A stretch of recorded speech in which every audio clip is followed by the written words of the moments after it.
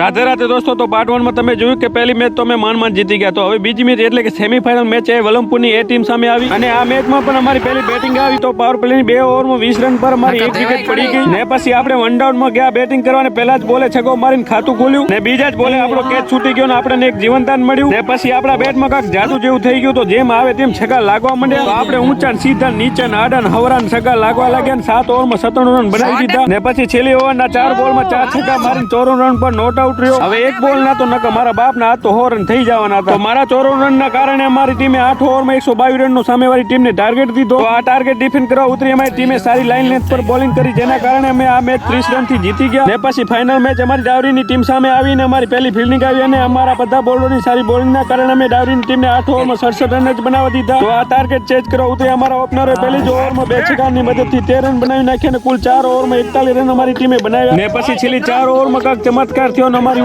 ઉપર વિકેટ જવા લાગીને જીતેલી મેચ અમે 6 રન થી હારી ગયા ને પછી પ્રાઇઝ સેરેમની થી જેમાં આપણે બેસ્ટ બેટ્સમેન અને મેન ઓફ ધ સિરીઝ બન્યા ને પછી રનર્સ અપ ટ્રોફી સાથે ટીમનો વિડીયો લઈને બાઇક લઈને નીકળી ગયા ઘરે જવાના. રાતના 6:30 વાગે આવી ગયા ઘરે. તો ગાઈસ બ્લોગ સારો લાગે તો લાઈક શેર સબસ્ક્રાઇબ ફોલો કરી દેજો. રાધે રાધે.